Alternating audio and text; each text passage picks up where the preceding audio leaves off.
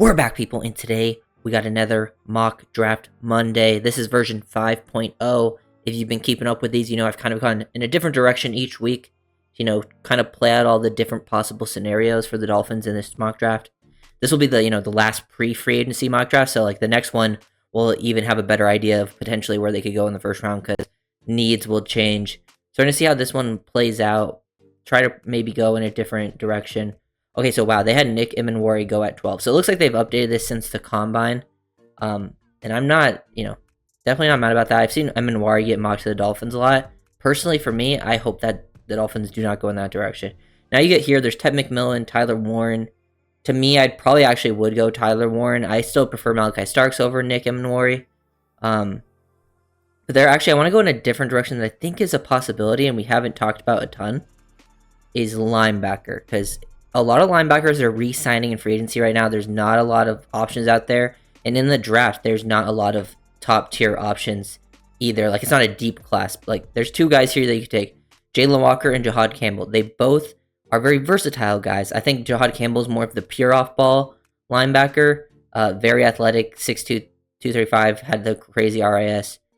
He can also play off the edge and make an impact as a blitzer, and he's got the length. He can carry down the field in coverage. I think he's better, working backwards. He is more of I think they're both more reactionary athletes than high instinctive guys, but he does make more plays from off ball. While Jalen Walker is more of an aggressive downhill player that is, a little undersized to play full-time edge, but he probably fits better as an edge or a versatile piece. So I think either of these guys are actually potential picks for the Dolphins at 13.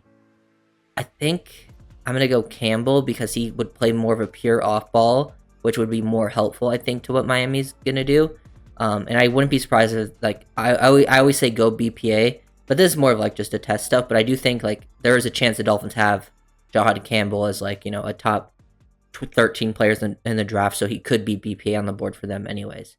I'm going to go Campbell because I think, that's definitely a strategy that they can take going linebacker early, kind of getting it out of the way, and then getting into these areas and, with potential options. Now, you fall here. Walter Nolan's at 31. He's probably best player available, but he has off-field issues.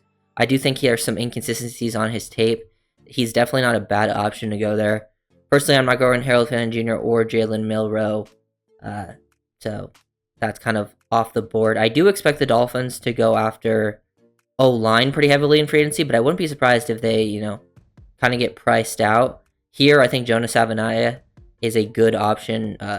He's their 48th ranked player, actually, and we're the 48th overall, so it's not bad. I think Marcus Bowe could also be an option at O-line. Same with, they could be Milam or Tate Ratledge. I'd probably go Ratledge in that scenario if it was just versus Milam. And then defensively, I think Trey Amos is a guy that's potential here. I think he's a good scheme fit at corner. Good athlete, good instincts. Andrew Makuba at safety is also an option. I'm just going to go, I think I'm going to play it safe here and go offensive line. So I'm going to go Jonas Savaiinaea. Big guy that's, he's listed at 6'4", 324, tested well, which I think was good for him. Because he did play a lot of tackle. He's played both tackle and guard, but he played mostly tackle. But I do think he's a better guard fit at the next level. Maybe he doesn't have the craziest range, but he is a guy that is very sturdy, very, good anchor. I made a video on him if you want to go see my full-on film breakdown. And I do think he has some quickness that's maybe a little bit underrated by the masses. But I do think that he can potentially be a guy they look at guard. He couldn't be, I don't think he'll play tackle in this scheme. I don't think he's that athletic. But I think he has enough athleticism to play guard for Miami. Because that's the one thing on the O-line where you don't have to be as athletic. I think center and tackle are where you have to be super, super athletic. Oh, and by the way, I'm kind of ignoring trade offers. I might do trades eventually. It's just usually I think the trades are a little, unrealistic to say the least. So far we got Campbell and Savaiinaea. Those are two big fits. Now you get here, Mason Taylor, Omar Norman Lott. Those are guys that I think are pretty good value at this spot. I actually would be surprised if Taylor fell this far. I think you get in this situation, if you have these guys closely ranked, this is how I look at it, right, guys? If you have these guys if you have Omar Norman Lott rated decently over Taylor, you take Omar Norman Lott. But if you have them very closely ranked, and you're looking at the board of guys that are left, there's still a lot of D tackles here. Like, look at all these names that are still very good. While tight end, like, it's a deep class, but like it starts to fall off, and like these are all much later options. Like after this, they have 71 to 139. I mean, that's not, an exact ranking, but it at least shows you something. While these are like pretty closely ranked, and the Dolphins have a lot of picks after this. I think Taylor would be gone, while there's a chance Norman Locke could be there just due to the class. So I'm gonna take Mason Taylor. I think he's a good scheme fit for Miami. Very athletic. I do think he needs to work on it as a blocker, but I think he has the size and the want to potentially be a Y guy that develops. I don't think he's ever going to be a great blocker, but I do think he'd be a solid all-around tight end at the next level. So seems like a lot of those guys are gone. We got our linebacker. Holland Pierce is like 6'8", 341. He's like he's like a worse version of what Patrick Paul was last year. And I don't think the Dolphins need to go in that direction. I mean, we can look here. Darius Alexander. I don't know why they have Darius Alexander at 123. I mean, this is a guy that can play inside, outside. I've taken him multiple times in these mocks. I mean, I really look at this group. I'm going to go Alexander here, but like I could double up on D tackle in, some of these picks. And Alexander is one of the guys that like, I know the Dolphins now, edge is not a huge need. Edge is one of the least needs when you're bringing Chubb back, right? But I think that's one of those positions where you never stop adding at. So I wouldn't be surprised if they still went edge, maybe even earlier than people expected. But Alexander's got the length, versatility, power. I mean, I'm taking him. I think that he's like 25. He'll be 25 as a rookie, which honestly I'm not super concerned about. This is an interesting one. Logan Brown from Kansas, super athlete, very good scheme fit actually. I wonder if the Dolphins like try to take Logan Brown to be like a swing tackle. Because once you're in the fourth round, like you're looking for guys that maybe aren't going to play. You're not necessarily looking at starter. Sometimes you might get a starter. But like I'm thinking Logan Brown could be your swing tackle and potentially a tackle of the future. Very good athlete. I think he was like a big, prospect coming out of high school. But like had some problems. I can't remember exactly what they are off the top of my head. But his film is very, very good. I think like him or Charles Grant. I made a video on Charles Grant. If you want like the super athletes, but like kind of want to lean Logan Brown here. Let's like look at other spots. Any receivers? I do like Caden Prather, but I'm not going to go him there. Tight end, we already went. Not going to go in the running back direction just quite yet. There's some interesting D linemen you can double up potentially. We haven't gone safety, but safety is, I think, a little bit later of an option here. So I'm going to go Logan Brown, just so, double up on a line, but this one is more of a tackle, potential swing option. And then now we get here, and this is where I think, I double up on D tackle. We took D tackle earlier, which like Alexander has great versatility, but he's gonna be more of like an edge, a big edge /5 tech /3 tech type. And then you get to this spot, and then you take Jamari Caldwell, who would be like your Benito Jones replacement because he can play as like a one tech nose tackle, and he's also very athletic, 6'2", 332, tough to move. He's got a great first step for a guy of his size. Like I'm huge fan of Caldwell, so I go that direction. And now here, I don't think this is. I think it's. I'm not taking a quarterback, honestly. I just feel like it's a waste of a pick. And Dylan Gabriel, I still think this is actually even early for Gabriel. Could double up on linebacker, get some speed out there. We just took D tackle. I think I'm going to go running back. Dolphins need, one of the biggest things they need is short yardage. Damian Martinez, Miami. Powerful. I think he's more explosive than given credit for. They list him as explosive here. Like, I think he was the most efficient runner in college football when it came to short yardage situations. And like after watching his film, I did a film breakdown. It's members only right now if you guys want to check it out. This guy can explode through, make some dynamic cuts. Maybe he doesn't have, crazy speed or anything.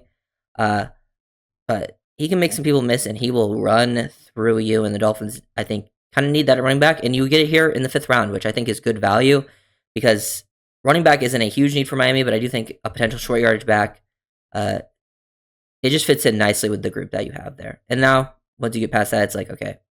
And a lot of these drafts, I've kind of been like ignoring safety. So we might have to go safety in free agency. And then, because it just hasn't been great value at the safety spots in most of the places that I've picked. So I might have to just go there later. Then we get here. I'm going to double up on tight end because I think Jalen Conyers is a good developmental guy. I made a video on him recently, 6'3", 260. Yeah, like he played quarterback in high school. Like he's like the discount Tyler Warren of this draft, because Tyler Warren is one that plays like wildcat quarterback and does all that stuff. Conyers did that when he was at Arizona State and has done some stuff like that at Texas Tech. Big body, very good body control and athleticism. Oh man, do I go Conyers or do I go Jackson Haas? I just realized Jackson Haas is here and he's more of a pure blocker. Conyers would be the better developmental guy. I think I would actually go Conyers here if we were doubling up, if I took a more of a blocker earlier, but I think Taylor doesn't have the great blocking. I think Jackson Haas actually.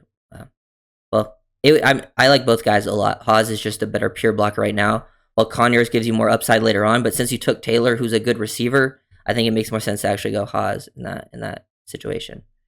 But shout out Conyers, and he's gone to the next pick. And then we go safety. I've been taking him, I feel like, at the end of like every draft now. Is Craig Woodson. I don't know why they still have him here.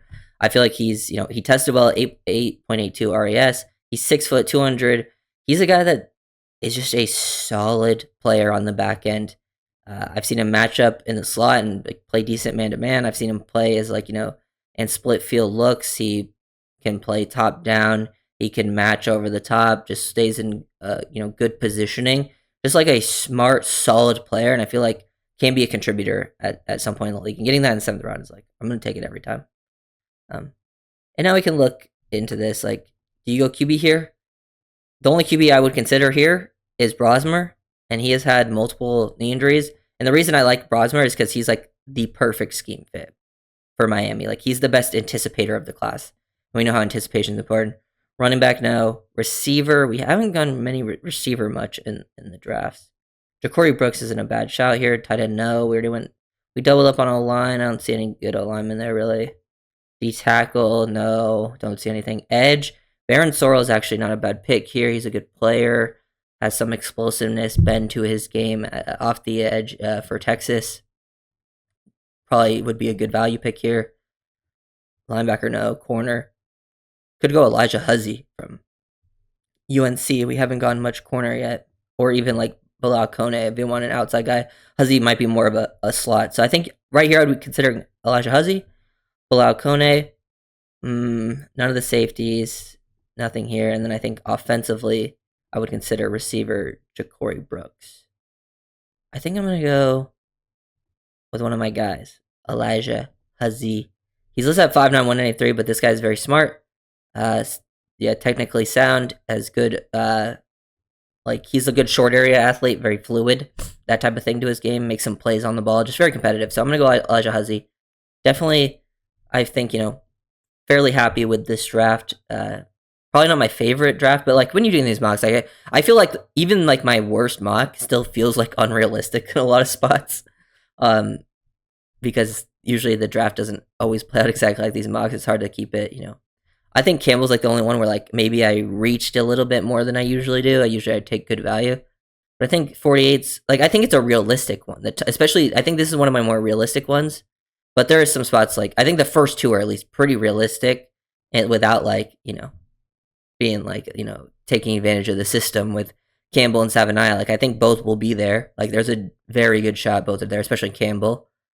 Taylor at 98 I think is probably unlikely. Same with Darius Alexander. But I think Logan Brown, Caldwell, very likely could be there. Damian Martinez, maybe. Jackson Haas, probably not. These last three probably will all go a little bit before those picks. But overall, I think it's one of my more realistic mocks, but still probably slightly unrealistic in certain areas. But I think if you get Campbell, with that front, with the rest of your front, you have 3 really good edges. You already have Zach Sealer. You could still add to D-line room, whether in the draft and free agency, which I expect them to do. I think the front 7, you compare Campbell with Jordan Brooks, your front is going to be really good. And to me, that can really help out a secondary. Even if your secondary isn't super talented, which right now we don't know what the Dolphins secondary is going to look like. That's how you make up for maybe a less talented secondary, is with your front just creating constant pressure and disruption. And then Campbell also helps out in coverage too, because I think he's a guy that can carry. And him and Brooks would be one of the better linebacker duos in the league. So if you guys are the video, comment and subscribe.